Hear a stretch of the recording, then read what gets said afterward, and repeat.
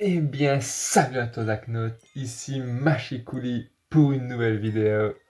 Aujourd'hui, on se retrouve, comme tu as pu le constater, pour le deuxième épisode de la Zaknote Tech 2.0. Alors tout d'abord, en intro, j'aimerais te parler un peu de cette deuxième édition de la Zaknote Tech, où en fait j'ai un peu comparé ce que tu m'as filé cette année et ce que tu m'avais filé l'année passée. C'est quelque chose que j'avais pas forcément conscientisé quand tu m'as donné tous ces bouquins.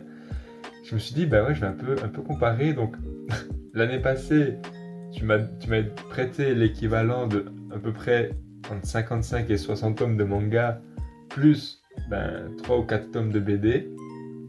Et cette année, tu m'as prêté à peu près entre 55 et 60 tomes de manga, plus un comics, plus 4 bouquins. Donc, en fait, ce que tu m'as filé cette année, c'est beaucoup plus conséquent que l'année passée, vu qu'il y a 4 bouquins en plus, grosso modo. Donc je pense que j'ai bien fait de, de diviser un peu mes lectures, de pas tout lire ce que tu m'as filé d'un coup, parce que sinon ça fait quand même beaucoup, et de t'envoyer ça avec un peu parcimonie.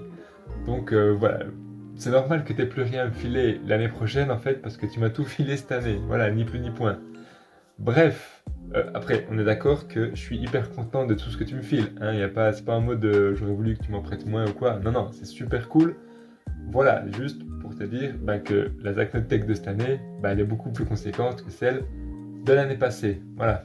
Enfin bref, aujourd'hui, on se retrouve pour parler du premier roman de cette Tech qui n'est ni plus ni point que Damian de Hermann Hesse. Je pense que ça se dit Hesse parce qu'il est allemand. Voilà, je tiens à te le dire. Alors, c'est la première œuvre que j'ai commencé à lire quand je suis rentré chez moi, une fois que tu m'as prêté tous tes bouquins. J'étais vraiment très très intrigué par ce livre, de par le résumé que tu m'en avais fait. Cette histoire de mec qui vole des pommes, enfin qui imagine, qui ment qu'il a volé des pommes pour finalement que ce soit pas vrai, il se retrouve un peu dans la merde. Ça m'avait beaucoup hypé et j'étais très très impatient de le découvrir. En plus, je me suis dit il est tout petit donc ça va être chouette, trop trop cool. Et finalement en fait j'ai pas aimé. Je suis passé complètement à côté. C'est pour ça d'ailleurs que je t'ai demandé de me renvoyer la vidéo que tu avais fait à son sujet pour voir un peu ce que tu me dis dedans. Tu me parles beaucoup de cette histoire de pommes, ça prend une grosse partie de la vidéo, puis après tu me dis que voilà, t'as bien kiffé, que t'allais le relire plusieurs fois, un peu comme Le Petit Prince, tu penses qu'il y a plusieurs trucs à comprendre. Alors moi, pas du tout. Hein. J'ai trouvé que c'était vraiment de la branlette intellectuelle à certains moments. Je pense que c'est ce genre de livre avec des personnages torturés comme ça, des personnages qui se posent beaucoup de questions. En fait, ça me plaît pas trop. Je trouve que ça ressemble beaucoup à la métamorphose de Franz Kafka, tu vois. J'étais complètement passé à côté aussi parce que je trouve qu'il se pose des questions que moi je me pose pas du tout et du coup j'ai beaucoup de mal à m'identifier à eux, tu vois. Là, ce délire de... Alors, au début j'aimais bien le monde intérieur, le monde extérieur, ça j'arrive à le conscientiser et je me dis, ouais, c'est assez vrai.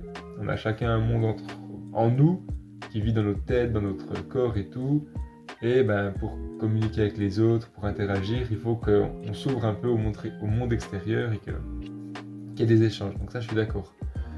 Mais après tout le délire, le dieu Abraxas, je sais pas trop quoi, euh, toutes les recherches qu'ils font, c'est hyper... Enfin, ouais, en fait, ça allait trop loin pour moi, je crois, et j'ai vraiment pas réussi à entrer dedans. Alors, je l'ai tout lu, et c'est là que c'est bizarre, c'est que je l'ai tout lu, et j'avais envie d'aller jusqu'au bout, tu vois, parce que j'avais vraiment envie de savoir ce que ça allait être la conclusion de ce bouquin. Et du coup, je l'ai lu sur beaucoup de temps. Entre-temps, j'ai lu Silent Voice en entier. Entre-temps, j'ai lu genre 10 tomes de Sonic and Rock. Donc voilà, j'étais pas que focus sur ce bouquin. Je le lisais un peu le soir en fait, quand j'étais au calme chez moi. Parce que ouais, la réflexion, c'est dans le train, je pouvais pas lire ça, tu vois. S'il y a du bruit, s'il y a de la musique, s'il y a des gens qui parlent, c'était trop compliqué pour moi de lire ça dans le train. Et le truc, c'est que le soir, j'étais souvent fatigué. Donc c'était compliqué de lire ça le soir quand j'étais fatigué. Donc ouais, et puis en fait, une fois que je lisais, bah, j'étais pris dedans, j'étais content, tu vois. Mais de me remettre dedans à chaque fois, c'était dur. En plus que c'est des longs chapitres. Du coup, ben, j'aime pas m'arrêter au milieu d'un chapitre, mais je l'ai fait souvent pour ce bouquin. Et après, bah, se remettre dans l'histoire, alors que t'es pas au début d'un chapitre, je trouve ça difficile. Donc il y a plusieurs petits trucs qu'on fait que ben, moi j'ai pas trop aimé, tout simplement. J'ai aussi cherché pas mal de vidéos, que ce soit sur Insta, sur YouTube, qui parlent de ce bouquin. J'en ai trouvé une en français du Dolmen. Et en fait, je l'ai écouté cette vidéo du Dolmen, elle durait 30 minutes. Et en écoutant la vidéo du Dolmen, la Dolmen du coup, c'est la chaîne YouTube, ben, plus je l'écoutais, plus je là, mais en fait, ça m'intéresse pas.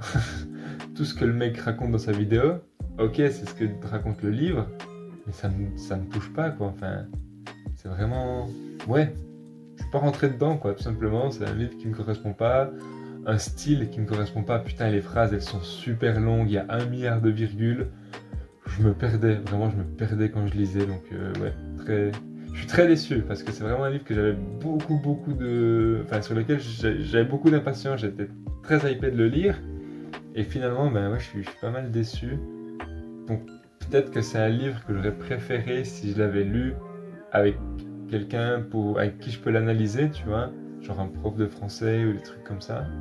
Mais là, tout seul comme ça, je trouve qu'il est très brut, qu'il est très... Ouais, puis voilà, ça me parle pas, je vais pas m'épiloguer non plus un milliard d'années là-dessus, j'ai pas aimé, ça arrive. Il y a quand même deux trucs que j'ai bien kiffé, c'est qu'au bout d'un moment, Damien il dit, bah, on peut être jaloux que des gens qu'on idolâtre, un peu, entre guillemets, parce que c'est des gens qui ont quelque chose que nous on n'a pas et qu'on leur envie, tu vois. Et ça, j'ai beaucoup aimé ce concept en mode, bah, on peut que être jaloux des gens qu'on met sur un pédestal, et je pense que c'est assez vrai. Et c'est peut-être pour ça que moi je suis pas beaucoup jaloux, parce que bah, j'ai beaucoup confiance en moi, enfin maintenant, hein.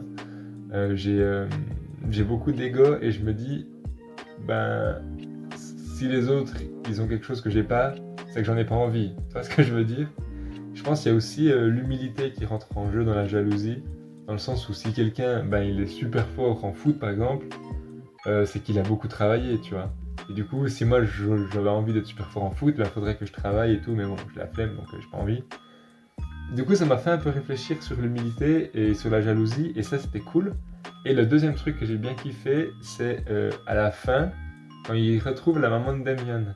Parce que durant tout le roman, il peint son oiseau, il fait ses rêves méga perchés, avec une femme qui est pas vraiment une femme, machin, qui vient, je sais pas quoi, bref, trop chelou. Il y a aussi tout le passage où il va avec le joueur d'orgue, puis que Pistorius s'appelle, je crois, puis que Pistorius il lui parle, il balance plein de trucs théologiques, c'est lui qui lui parle d'Abraxas justement. Ça, c'était long, mais à la fin, il apporte son dessin, enfin, il arrive chez la maman de Damien plutôt, il voit son dessin qui est affiché, il est trop content de la reconnaître parce que c'est la femme de ses rêves, machin et tout. Et là, ce passage-là, il était assez cool. C'est l'avant-dernier chapitre, je crois, celui qui s'appelle Eve. Là, c'était assez chouette. Donc là, j'ai vraiment pris du plaisir à lire. Le début, j'ai pris du plaisir à lire, peut-être un ou deux chapitres, grosso modo jusqu'à ce qu'il rencontre Damien.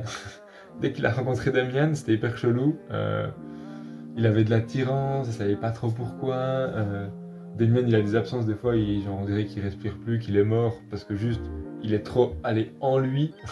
Et moi, ce truc d'introspection, c'est quelque chose que je fais pas beaucoup, donc ça me parle pas du tout, tu vois. Enfin bref, donc ce chapitre avec Eve, j'ai bien kiffé, et la fin, ouais, je sentais que le truc allait arriver, bah, c'était la Grande Guerre, donc ça, je pense que tout le monde l'avait compris. Mais bon, je sais pas, la fin, elle m'a pas marqué. Ah, je tourne la vidéo peut-être une semaine après avoir fini le bouquin, parce que je voulais être sûr de bien avoir fait des recherches suffisantes pour t'en parler, mais la fin, je m'en souviens déjà plus, donc c'est que bah, c'était pas non plus une fin incroyable, à mon sens. Donc ouais, comme je t'ai dit, très déçu de ce petit roman. Je suis quand même content de l'avoir lu, mais c'était trop de la branlette intellectuelle pour moi. Je pense que je lui mettrais la note de 3 sur 10. Enfin, 3 parce qu'il est court. S'il a été plus long, je pense pas que je serais allé au bout. Donc, ouais, voilà. Je suis désolé, ma foi. J'ai hâte que toi, tu me dises ce que tu as aimé justement là-dedans. Mais le truc le plus compliqué pour moi, c'était le style. Le style, ça ne m'aidait pas à rentrer dedans, en fait. Donc voilà, peut-être que toi, tu es sensible à ce genre de style. Moi, pas du tout. Bref, on arrive à la fin de cette vidéo. J'espère qu'elle t'aura quand même plu. N'hésite pas à me donner ton avis en commentaire là-dessus. Et j'ai bien envie qu'on parle de ce livre, qu'on échange dessus, qu'on échange nos différents points de vue parce qu'on n'a pas du tout le même. Et ça, je trouve ça très très intéressant. Merci pour le prêt. Hein. Je suis hyper content de l'avoir lu quand même, malgré tout ce que j'en ai dit. Parce que bah, voilà, ça fait partie de la culture et ça fait partie de découvrir des trucs qu'on n'aime pas forcément pour être sûr qu'on les aime pas, tu vois. N'hésite pas à lâcher le petit pouce bleu parce que ça fait toujours plaisir de voir que mon travail est soutenu, même si on n'est pas forcément d'accord sur l'œuvre que je t'ai présentée. Et moi, j'ai plus qu'à te souhaiter une bonne fin de journée, une bonne fin de soirée, une bonne nuit, de bonnes lectures. J'espère que tu prends du plaisir à lire des bouquins, à regarder des séries ou autres. J'ai hâte de voir ce que me réserve la suite de ta chaîne YouTube et de la Zacnotech parce que je suis sûr que dans les œuvres qui me restent à découvrir, il y aura des petites pépites. Et on verra ça la prochaine fois. Allez, je te dis à la semaine prochaine pour une nouvelle vidéo. Double ciao!